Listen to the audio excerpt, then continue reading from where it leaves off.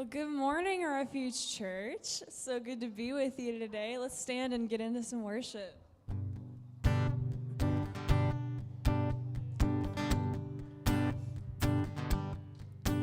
I was buried beneath my shame. You could carry that kind of weight. It was my turn till I met you. I was breathing but not alive. All my failures I tried to hide. It was my turn till I met you. You called my name, and I ran out of that grave, out of the darkness into your glorious day. You called my name, and I ran out of that grave, out of the darkness into your glorious day. And now your mercy has saved my soul. And now your freedom is all that I know. The old made new, Jesus, when I met you. You called my name, and I ran out of that grave, out of the darkness into your glorious day. You called my name, I ran out of that grave, out of the darkness into your glorious day. I needed rescue, my sin was heavy. The chains break at the weight of your glory. I needed shelter, I was an orphan, but you call me a citizen of heaven. When I was broken, you were my healing. Now your love is the air that I'm breathing. I have a future, my eyes are open, 'cause when you call my name, I ran out of that grave, out of the darkness into your glorious day. You call my name, I ran out of that grave, out of the darkness into your glorious day.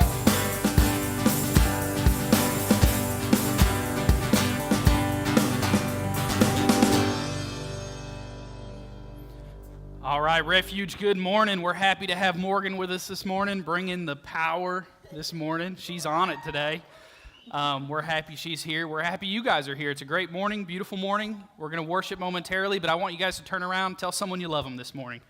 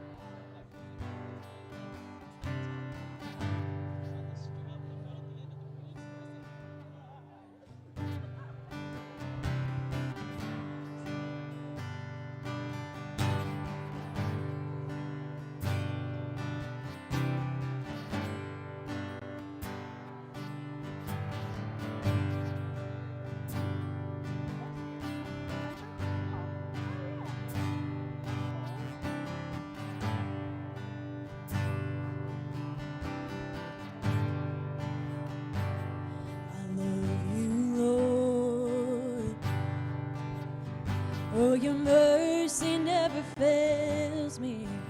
And all my days I've been held in your hands. From the moment that I wake up till I lay my head, oh, I will sing of the goodness of God. And all my life you have been faithful. And all my life you have been so, so good. With every breath that I am able, oh, I will sing of the goodness of God. I love your voice. You have led me through the fire and in darkest nights. You are close like no other. I've known you as a father. I've known you as a friend, and I have lived in the goodness of God. You speak. And all my life you have been faithful. And all my life you have been so, so good. With every breath that I am able, oh, I will sing of the goodness of God. 'Cause your goodness is running after, it's running after me. Your goodness is running after, it's running after me. With my life laid down, I surrender now, I give you everything. Your goodness is running after, it's running after me. Your goodness is running after, it's running after me. Yeah. Your goodness is running after, it's running after me. My life laid down, I'm surrendered now, I give you everything. Your goodness is running after, it's running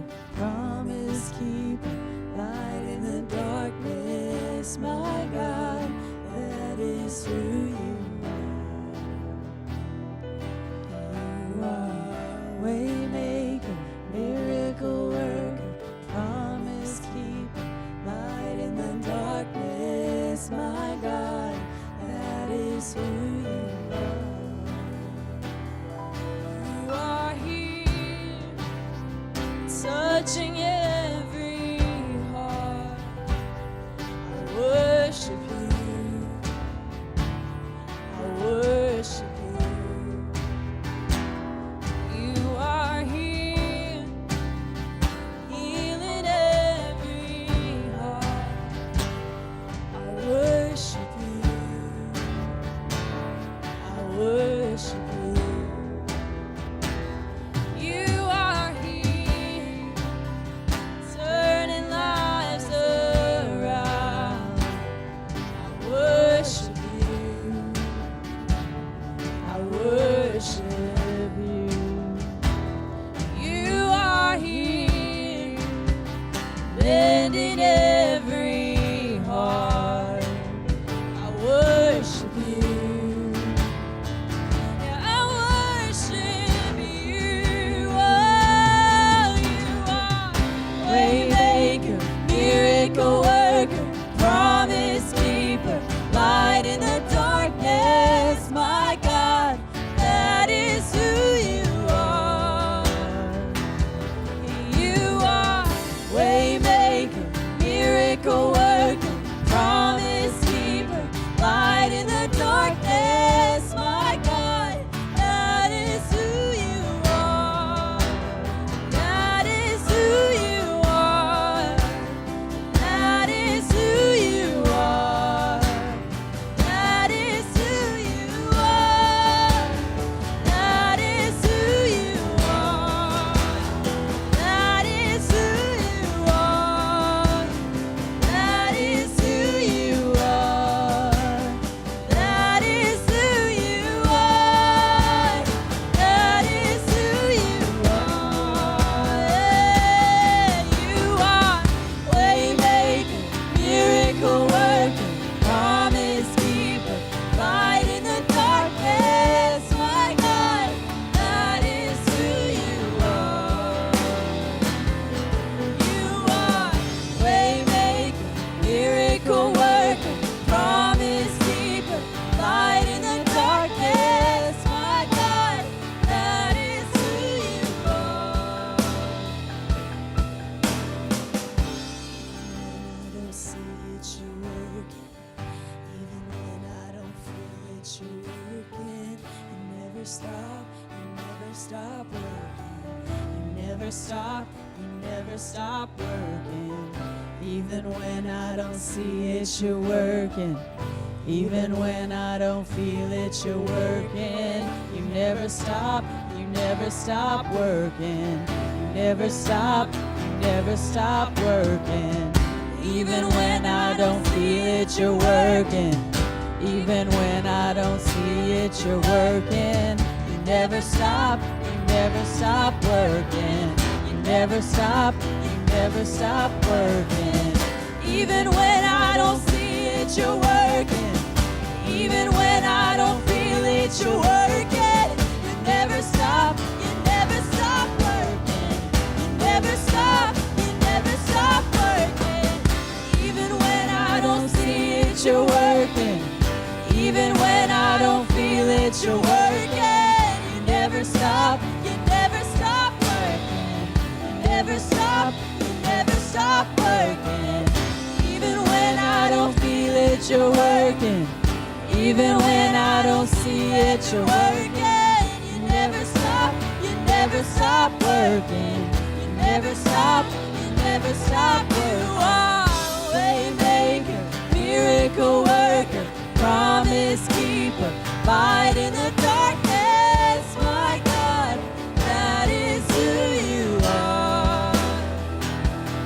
You are waymaker, miracle worker, promise keeper, light in the darkness. My God, that is who you are. That is who you are. That is who you are. That is who you are. That is who you are. That is who you are. That is who you are. That is who you are. That is who you are.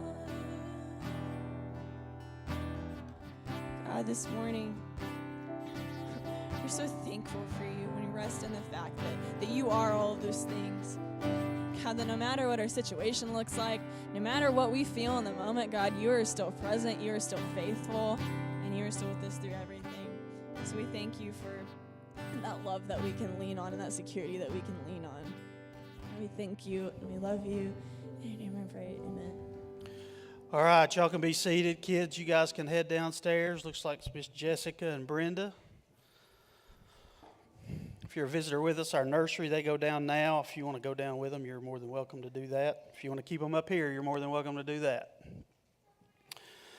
All right, before we get started, a couple of announcements that I think are important. This week starts ESL, English as a Second Language, that we teach down at La Cruz Church, downtown Lenore City. Still in need of a few volunteers. What's the time again on that, Carrie? 6:30 to 8. So if you're interested in helping on Tuesday, we're teaching English, so you don't have to know Spanish. So if you know English, you're qualified. If you know a little bit of English, you're qualified. Carrie, raise your hand. See Carrie if you're interested in helping with that.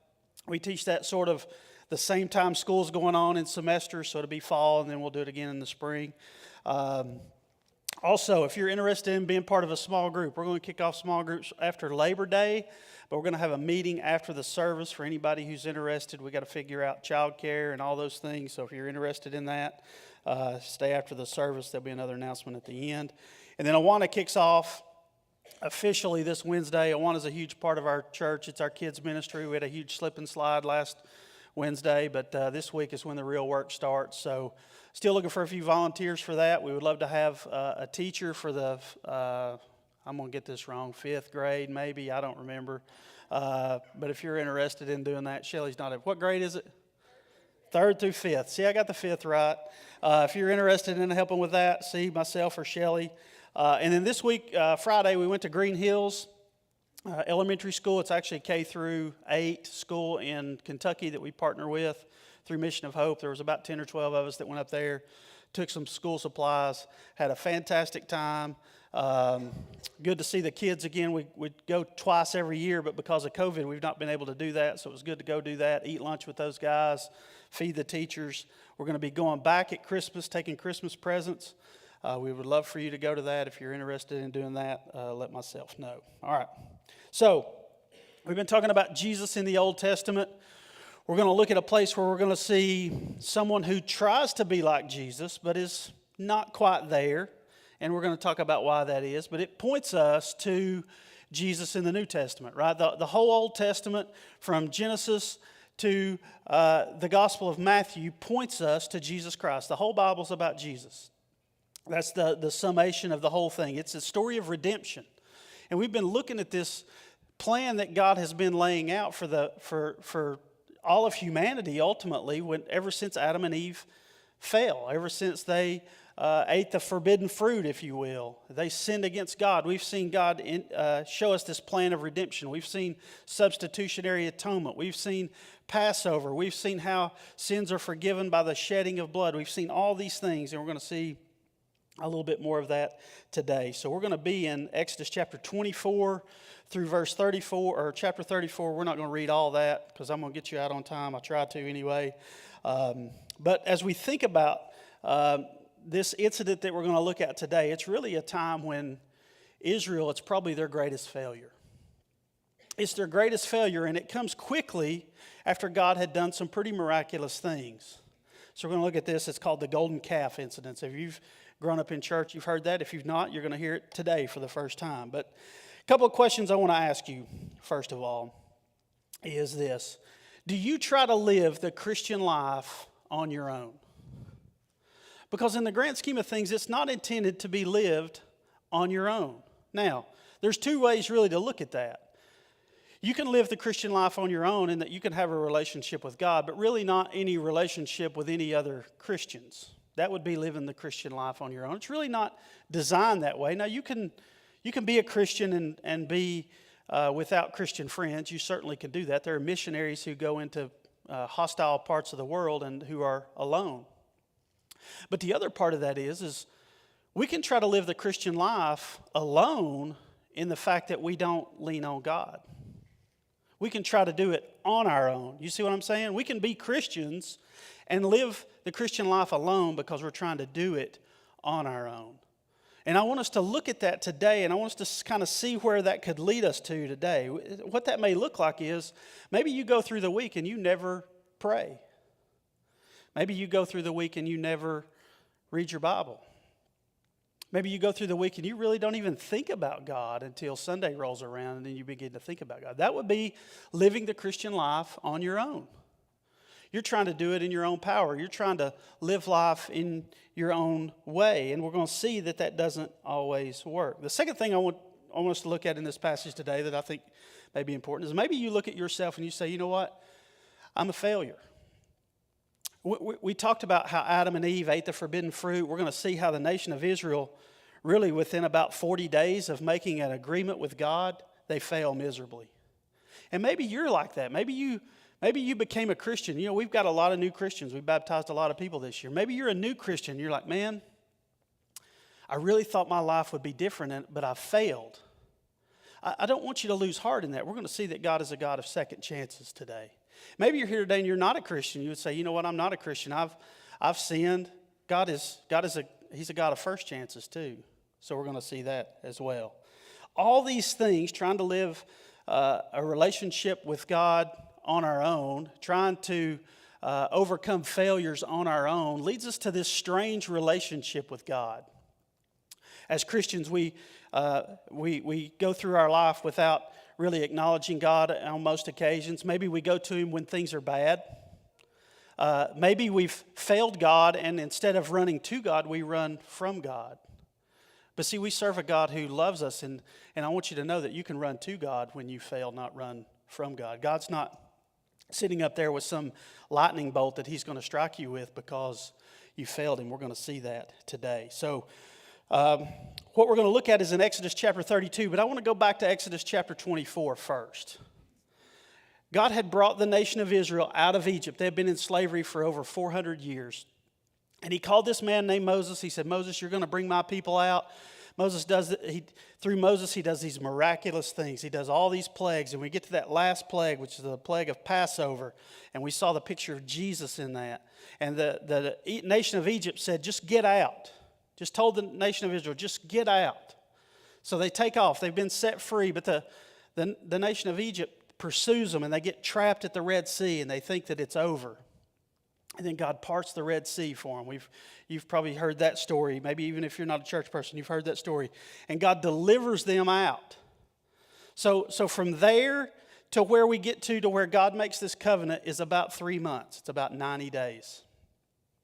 So 3 months after seeing what all that God had done, God makes a covenant with His people. Moses goes up on the mountain. God gives him some things that he wants to take back to the nation of Israel and say, listen, I want you to ask them if they're willing to do these things. I will be their God and they will be my people. So Moses goes down and he presents these things that God has for them in Exodus chapter 24. And this is their response. Exodus chapter 24, verse 7. It says, all that the Lord has spoken, we will do, and we will be obedient. Now, I do want to say this before we go any further. Was the nation of Israel chosen? They were. God chose Abraham. These are the descendants of Abraham. They were chosen. Does the nation of Israel still have a choice? The nation of Israel has a choice. At the end of the day, you and I have a choice as to what we're going to do with God. What are we going to do with Jesus Christ? At the end of the day, it's an individual choice for you and for me. I can't make the choice for you. You can't make it for me. I can't make it for my children. You can't make it for yours. It's a choice. And God gives the nation of Israel a choice. Are you going to be obedient? And all that the Lord has spoken we will do, and we will be obedient. And Moses took the blood and he threw it on the people and said, behold, the blood of the covenant that the Lord has made with you in accordance with all these words. You remember we looked at this passage a few weeks ago, and we looked at those who are covered by the blood. What does that point us to? Jesus, right? Because that's what Jesus did for us. So he ratified this covenant with blood 3 months after they came out of Egypt. Well, then Moses goes back up on the mountain for 40 days, and he says, listen, I'm going to be back in 40 days, so just hang out right here. So now we're talking about 40 days from the moment they made this agreement. Moses goes up on the mountain, and it's the last day, and the people have gotten impatient. Maybe they thought it was day 40 and it was actually day 39, but for whatever reason, they have lost faith that Moses is ever going to come back. So while they're up there, they make this golden calf. We're going to look at this story here just a little bit. It's interesting. Exodus chapter 32, verse 1. It says, when the people saw that Moses delayed to come down from the mountain, the people gathered themselves together to Aaron and said to him, make us gods who shall go before us. As for this Moses, the man who brought us up out of the land of Egypt, we do not know what has become of him.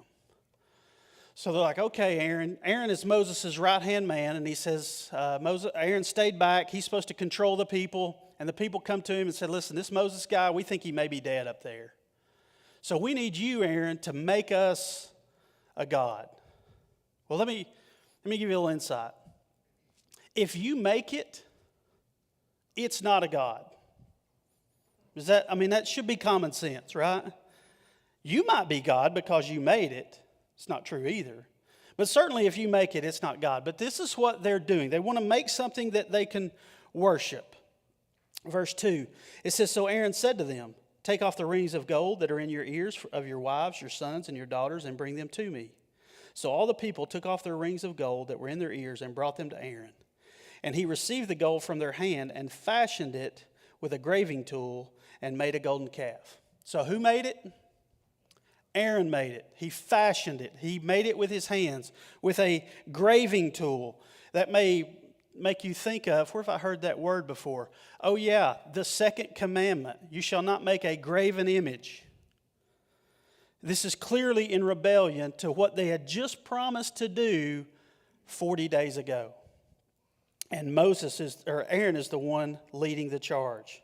And it says, and they said, these are your gods, O Israel, who brought you up out of the land of Egypt.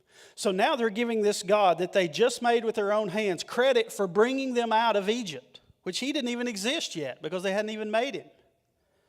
But this is what we do. We try to put things in the place of God, and this is what sin is at the end of the day, is it's putting things in the place of God. Verse 5, and when Aaron saw this, he built an altar before it. So now they're going to worship before this golden calf.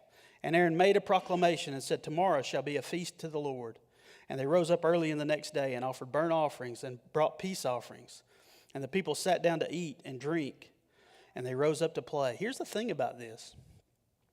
They were so serious about this, they didn't just say, hey, tomorrow when I get up, I'm going to get up about 9. I'm going to sleep in tomorrow. Then we'll worship. No, they said, listen, I'm going to get up early tomorrow and worship this thing. I normally sleep in, but tomorrow I'm getting up. This is how important this was for them. We're gonna get up early and make a day of it. How's that? And then we've got this last statement. It says they rose up to play. Most commentators think that this passage, this little statement about they rose up to play, is about they had sexual immorality around this idol that they had made. We're going to see part of that here in just a moment. So look at this. Within 130 days of being brought out of Egypt, Passover, 10 plagues, parting the Red Sea. Oh, by the way, God gave them manna every day. God gave them water from a rock. They saw God's presence by cloud in the day, fire by night. All this time, they've seen all this. 30 days from a covenant with God, we're going to obey you, and they've already failed. They failed miserably. They've broken at least the first 2 commandments, if not more, and they've done it in fantastic manner. Remember, they said, all that the Lord has spoken, we will do. And here's what we learn in this, and there's literally something about human nature in this. If we're left to ourselves, it typically leads to problems. Do you know that most sin that people commit is when we're alone? When we feel lonely, when we feel that we're alone, that's when the devil attacks us. We're tempted the most. So when we're left to ourselves, it's typically not good. You know, I've said this before. Nobody has let you down in life more than yourself. Consistently, nobody has let you down in your life more than yourself. Things that you want to do, things that you make commitments to do, and you never end up doing. So why would we trust ourselves? Here we've got the nation of Israel. They're left to themselves. Moses is up on the mountain. What are we going to do? The other thing is that we see here about human nature is we can't trust our feelings. They felt like Moses had died. They felt like he's not coming back. Do you know that our feelings can betray us? The Bible tells us that our heart is deceitful above all else. I use this example all the time. Think about who you dated in high school. And you're like, phew. I said, look, listen, your heart can be deceitful. You cannot trust your feelings. A lot of times our feelings lead us to sin because we feel like, well, my wife owes this to me. Well, since she's not meeting my needs or vice versa, I'm due this. Our feelings betray us. So we can't trust ourselves. We can't trust our feelings. We see that in this passage. And here's the other thing. We shouldn't trust others either. This whole nation rose up together and said, we don't know where this Moses guy is. Aaron, why don't you do this for us? And you know what Aaron did? He followed the crowd. Can I tell you this? The world doesn't care whether you follow Jesus or not. They're not interested in helping you follow Jesus. So why would we listen to them for advice? Because they don't have your best interest in their mind. So you can't trust the crowd either. But we're going to see who we can trust. And I believe this. I believe that when the nation of Israel was asked to make this covenant and they said, we'll be obedient, we'll do it, I believe they meant it. Just like you and I, when we make commitments to God, I believe we mean it. We want to follow Jesus. We want to be disciple makers. We want to wake up tomorrow and have a quiet time with God. We want to wake up tomorrow and be a person who prays. But it's hard, is it not? We fall back into these same traps. What happens is we end up trusting the crowd, or we end up trying to do it on our own, or we try to just do it only when we need God. But here's the thing about this whole passage is, regardless of how the nation of Israel got here, they crossed the line. Sin is defined as missing the mark. If you can imagine hitting a bullseye with a gun or an arrow, sin is missing the bullseye, missing the mark. You only have to miss it by a little bit to miss it completely. You miss the mark. The nation of Israel crossed the line. They missed the mark. God gave them these commands, and they missed it. And there's going to be consequences to that sin. In 40 days, you think about how far they've fallen. How long does it take to completely fail? 40 days or less, looks like. I mean, it really doesn't take that long for us to fall. They had broken the covenant that was ratified by blood. Do you know what that means? This covenant that was ratified by blood, when you ratify a covenant by blood, it means whatever happens, if we fail this covenant, it will require the shedding of blood. That's what that means. And so they've broken the covenant.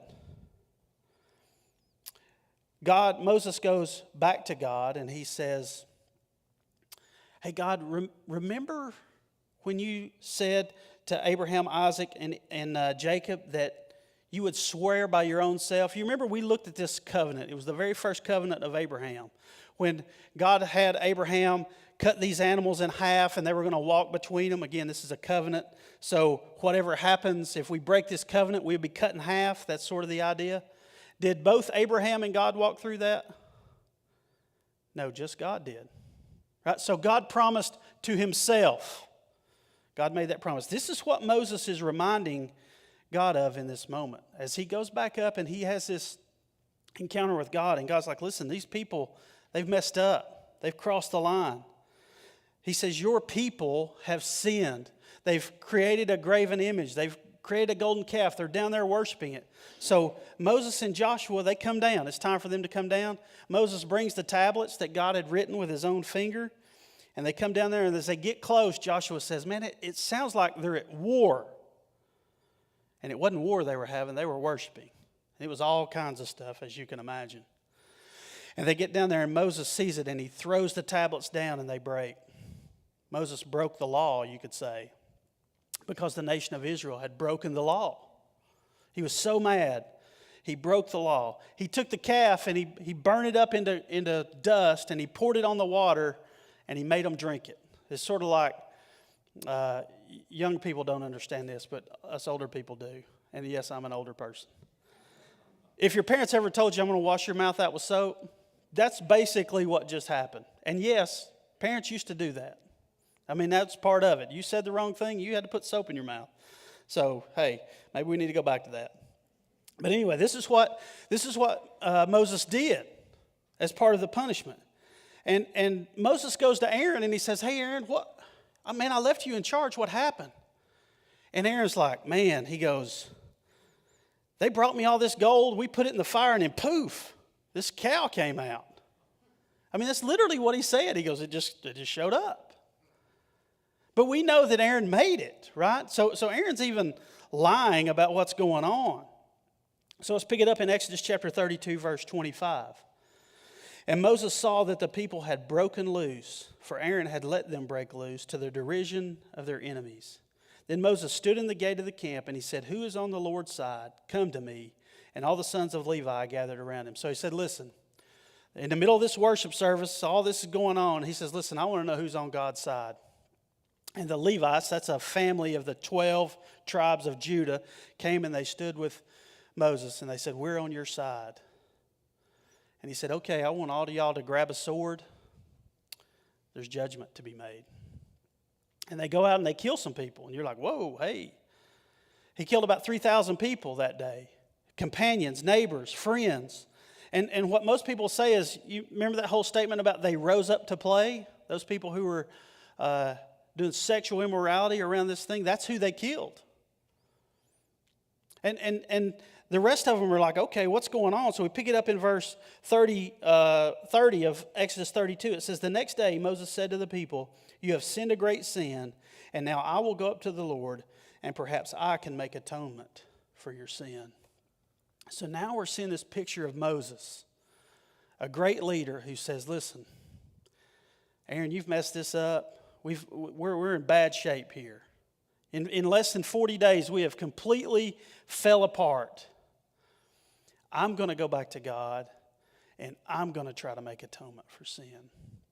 See, what Moses has picked up on all along is that God will take a substitution for an atonement for sin. He saw it in the Passover. He's seen it when he introduced the tabernacle. And we talked about Yom Kippur, the Day of Atonement. We talked about all these sacrifices that were to be made. So Moses says, "Listen, I'm going to go up and I'm going to make atonement for your sin." Look what happens, verse 31. "So Moses returned to the Lord and said, 'Alas, this people has sinned a great sin. They have made for themselves gods of gold. But now, if you will forgive their sin, but if not, please blot me out of your book that you have written.'" Here's what Moses says. "God, if you won't forgive them, just put it all on me. They deserve to die, but if you won't forgive them, just kill me in their place." Now, who does that sound like? Sounds like Jesus, right? But here's the thing. God doesn't accept Moses' offer. Why not? Because Moses falls far short of Jesus. Moses was far from a perfect man. Remember, the sacrifice of atonement had to be a spotless lamb. Jesus was the spotless lamb. So here's what this picture points us to. Although God did not accept Moses' self-sacrifice, it points us to the one who does make the sacrifice for us and who is perfect, and he sacrifices for all time, and that's Jesus. Verse 31, "So Moses returned to the Lord and said, 'Alas, this people,'" verse 32. It says, "But now, if you will forgive their sin, but if not, please blot me out of your book that you have written." It reminds me of Acts chapter 9. You can go to Acts chapter 9 and read this about Paul. Paul says this. He says, "I wish that I would be accursed so that my fellow countrymen would know Christ." What Paul was literally saying in that moment is, I'm willing to go to hell so that my fellow countrymen, the Jews, would know Christ. Did God accept Paul's sacrifice either? No. Matter of fact, Jesus had already died for them. So we see this. We see Moses is held in the high regards in the nation of Israel. He's held in high regards to most Christians, but he's far from Jesus Christ. He points us to Jesus, but he is not Jesus. So now Moses goes back up on the mountain. He's got to get some new tablets. He sort of broke his other one. He's on the Apple Care plan, so he's got to go back, get him a new tablet. And when he comes back down, guess what day it is? Yom Kippur, the Day of Atonement. So on that day, when Moses comes back down with the law, they make atonement for the sin that temporarily covers the price of sin, pointing to Jesus, right? That's what the Day of Atonement does. So let's go a step forward into Exodus chapter 33, verse 1. The story goes on from here. Yes, this points us to Jesus, but there's more in this story for us, and I think it's fantastic. Exodus chapter 33, verse 1. The Lord said to Moses, "Depart, go up from here, you and the people whom you have brought out of the land of Egypt, to the land which I swore to Abraham, Isaac, and Jacob, saying, to your offspring I will give it. I will send an angel before you, and I will drive out the Canaanites, the Amorites, the Hittites, the Perizzites, the Hivites, and the Jebusites. Go to a land flowing with milk and honey." So here's what God is telling the nation of Israel. I'm going to keep my promise. Even though you didn't keep yours, you said you would obey, but you didn't. I'm going to keep my promise, and I'm going to let you go into this land that I promised Abraham way back over 400 years ago. That's what kind of God he is. But he's not done. Look at the last part of the statement. But I will not go up among you, lest I consume you on the way. You are a stiff-necked people. He says, listen, you can have the promised land. It's everything we said it was going to be. Full of milk and honey, cows and bees, right? It's full of all that stuff. You can have it, but I'm not going with you. So we have this moment here when we see that we can have everything that God has promised us and not get God. And we have to ask ourselves, do we want heaven and things of heaven like mansions, streets of gold, all those things? Or do we want God? Because the purpose of heaven is God. It's not streets of gold and mansions. The purpose is we get God personally in a relationship. And here, God is saying, listen, you can have all that stuff, but I'm not going with you. So what's more important to us? We'll look at Exodus chapter 33, verse 4. When the people heard this disastrous word, they mourned, and no one put on his ornaments, for the Lord had said to Moses, "Say to the people of Israel, you are a stiff-necked people. If for a single moment I should go up among you, I would consume you. So now take off your ornaments, that I may know what to do with you." Therefore the people of Israel stripped themselves of their ornaments from Mount Horeb onward. Jump down to verse 12. Moses said to the Lord. So Moses goes back to the Lord, and he's going to talk to him. And he says, "See, you say to me, bring this people up, but you have not let me know whom you will send with me.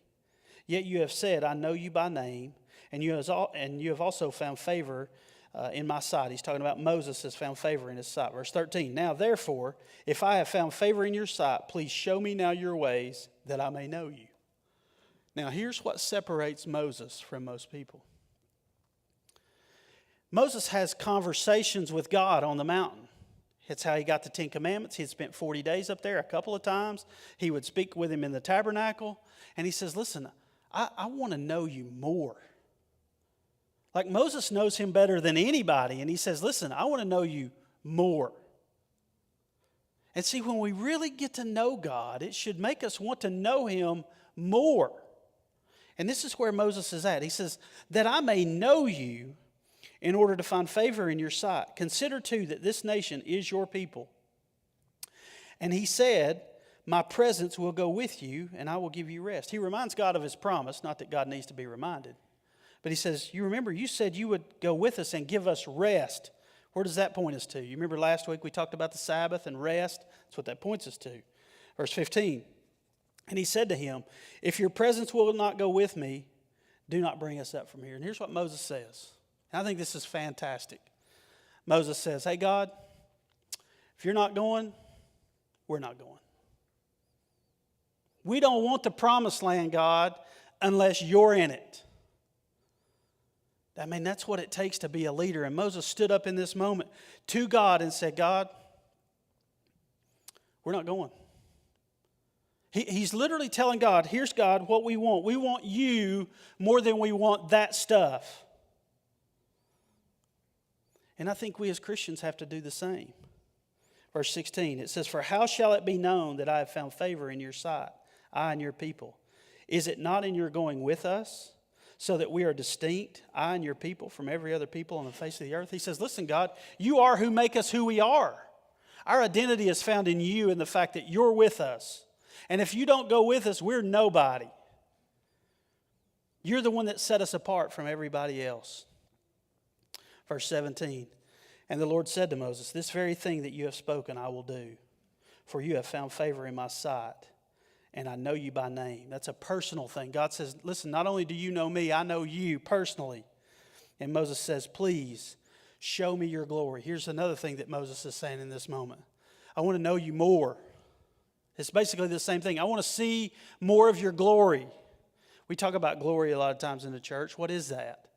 He's going to describe it for us here in just a second. Chapter 34, verse 5. The Lord descended in a cloud. So here's what happens. Moses says, I want to see your glory. And God says, okay, I'm going to show you my glory. I'm going to hide you in this rock. I'm going to go by you. Nobody's ever seen God. He says, so I'm going to go by you. And when I walk past you, you'll be able to look back at me and see the backside of my glory. So that's what happens. That's where we're going to pick it up in chapter 34, verse 5. The Lord descended in the cloud and stood with him there, and he proclaimed the name of the Lord. What did Moses ask to be shown? His glory. What is God's glory? His name. Why is that important? Your name describes who you are. Now, we don't really do that these days, but especially in the Old Testament time, your name really meant something. It meant who you were. It was a description of what kind of person you were. And for them to say, God, what is your name? You remember we looked at that when they called Moses. He said, what is your name? What they're really asking is, God, what are you like? What's your character like? And God's character, his name, is his glory, is what he's saying. And then he describes himself. The Lord passed by before him and proclaimed, the Lord, a God merciful and gracious, slow to anger, abounding in steadfast love and faithfulness, keeping steadfast love for thousands, forgiving iniquity and transgression and sin. That's the God who we serve. That's the God who we want to know is the faithful God, the forgiving God, the merciful God. And thank goodness he's that way, because we have no chance without him being those things. But that's not all he is. Look on, it says, forgiving the iniquity and transgressions and sin, but who will by no means clear the guilty, visiting the iniquity of the fathers on the children and the children's children to the third and fourth generations. God still holds people accountable. The question is, who's going to stand before God one day? If you don't know Jesus Christ, you'll stand before God and you'll give an account for your own life. But if we put our faith and trust in Jesus, guess what? We stand before God with Jesus in front of us. What God sees is not us, he sees Jesus. That's the greatness of who Jesus is. But what's interesting about this passage, and I think we see this in real life, is that the sins of the father can be passed down. It's not just fathers, it's fathers and mothers. We see this in life, right? And what he's trying to tell us is that sin has consequences. When a father or mother sins, it affects the whole family. And it may affect their grandkids and on down. See, God forgives sin, but it doesn't relieve us of the consequences of sin. And what we do affects not just us, but other people. Verse 8, and Moses quickly bowed his head toward earth and worshiped. And he said, now if I have found favor in your sight, O Lord, please let the Lord go in the midst of us, for it is a stiff-necked people, and pardon our iniquity and our sin, and take us for your inheritance. He says, God, now will you go with us? And if you know the rest of the story, he does. So I'm going to ask Morgan and the band to come up here as we finish. Here's what I want us to think about. Two things that I think come from this passage, despite the fact that this points us to Jesus, is number one, God is a God of second chances. Did the nation of Israel deserve a second chance? 40 days. They couldn't wait 40 days. They waited 39 days, and they failed. But God gave them a second chance. And by the way, if you read the rest of the Old Testament, he gave them a third chance, he gave them a fourth chance, he gave them a fifth chance. There's a lot of books in the Old Testament. It's all about chances that the nation of Israel has gotten. So I give you good news, and to know that if you have failed, if you have fallen short, man, God is a God of second chances. First of all, if you're a Christian and you have fallen short, God is a God of second chances. Don't run from God, run to God when you fail. And maybe you're here today, you've never put your faith and trust in Jesus Christ. God is a God of first chances as well. He's here to have a relationship with you. It says that He knew Moses face to face like a man. He said, I know Moses by name. What does that mean? He knew Moses' character. He knew what kind of person he is. At the end of the day, God doesn't want to just give you some blessing of heaven. God wants to have a relationship with you, a personal relationship with you. And you can do that through Jesus Christ. The second part of the story is this. You got a real contrast between two different people. Moses, who was up on the mountain with God, and Aaron, who was down with the people. You know what's the only thing that separates Moses from Aaron? Was their location. Moses was in the presence of God, and Aaron wasn't. And if we're not careful, we as Christians, we can live life as a Christian, but not really living out the presence of God. We can go through life and never pray, never hear from God through His Word, maybe go to church every now and then, and we're really in a not much better place than where Aaron was, other than the fact we have the Holy Spirit living inside of us. But if we don't allow Him to live in and through us, it really makes not much difference. The difference in Moses was that he was in the presence of God daily. He spent time with God. He knew God. God knew him. So I have a question for us as Christians. Are you a Moses or are you an Aaron? Are you spending time with God on a regular basis? Are you praying? Are you reading His Word? Are you worshiping? The Christian life is not meant to be lived alone. It's meant to be lived in a relationship with God on a daily basis. If we're not careful, we can live it like Aaron and we fall into sin when we do. Would you pray with me? God, we come to you today, God. Some of us are in a position of Aaron. We're far from you. Yes, we're Christians. We put our faith and trust in you, but maybe we're far from you. God, would you draw us back? We want to know you more. We should be like Moses. God, show me your glory. God, if you're not going with us, we're not going. Maybe today you put a stake in the ground that today's the day that you're not leaving here until you know that God's with you. And you're going to make a commitment to know Him more and to get to know Him, and He'll reveal Himself to you. Maybe you're here today and you're not a Christian.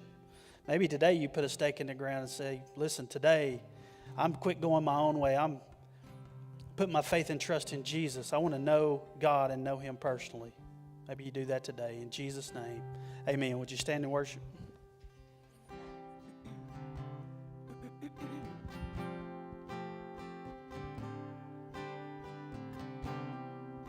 In the darkness we were waiting, without hope and without light, till from heaven you came running. There was mercy in your eyes, to fulfill the law and prophets. To a virgin came the word, from a throne of endless glory to a cradle in the dirt.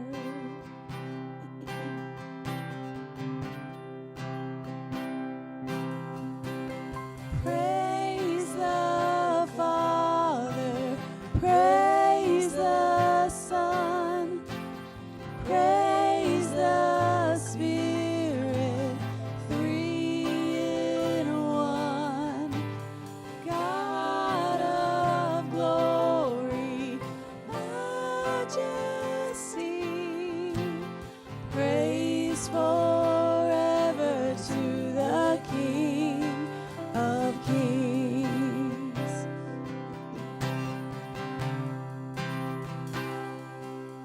To reveal the kingdom coming and to reconcile the lost, to redeem the whole creation.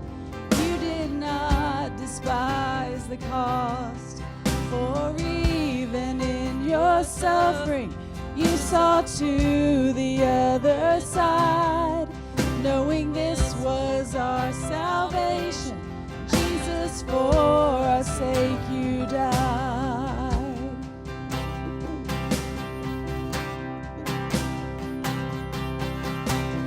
Praise the Father, praise the Son, praise the Spirit, three in one. God of glory, majesty, praise forever to the King of Kings.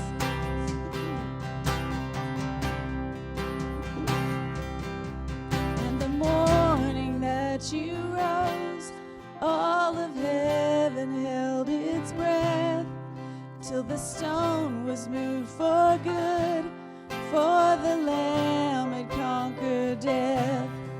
And the dead rose from their tombs, and the angels stood in awe, for the souls of all who come to the Father are restored. And the church of Christ was born, and the gospel filled the flame, and the gospel truth of old shall not kneel, shall not faint. By his blood and in his name, in his freedom I am free. For the love of Jesus Christ, who has resurrected me.